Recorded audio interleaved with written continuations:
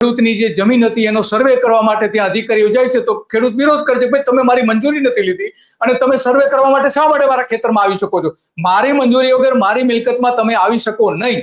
આ પ્રકારનું કે છે ત્યારે પોલીસ અધિકારી એવું કે છે તમે હાઈકોર્ટમાં જાઓ, હાઈકોર્ટ કે છે એ પ્રમાણે કરીશું. તો આવા તો અનેક ઉદાહરણો છે કે જે આપણે જાણીએ છીએ કે આ પ્રકારના કલેક્ટરો જાત જાતના લોકોને જવાબો આપે છે કે જે કાયદા અને સત્તાની બહાર જઈને બધા જવાબો હોય છે. તો અત્યારે જે સરકાર હોય એવું ક્યાંય દેખાતું નથી, કારણ કે સરકાર અત્યાર સુધી આપણે જાણીએ છીએ કે સરકાર એક વખત સુરતથી ચાલતી હતી અને દિલ્હીથી ચાલતી હતી, અત્યારે સંપૂર્ણપણે દિલ્હીથી ચાલી રહી છે, અમિત શાહની સૂચનાથી ચાલી રહી છે. પેલા આપણે જાણીએ છીએ કે સુરતથી CR પાટીલની સૂચનાથી સરકાર ચાલતી હતી અને અત્યારે આદેશો માનવા પડે છે આપણા ભૂપેન્દ્ર પટેલે દિલ્હીથી તમામ આદેશો, અને દિલ્હી કે છે એ પ્રમાણે કરવું પડે છે. તો એ પણ દ્વિધામાં છે અને અધિકારીઓ જાણી ગયા છે, લોકો જાણી ગયા છે, પ્રધાનો જાણી ગયા કે આ મુખ્યપ્રધાન માત્ર મોરું છે, એમની પાસે કોઈ સત્તા નથી. સત્તા નથી તો આપણે એના આદેશો શા માટે માનવા?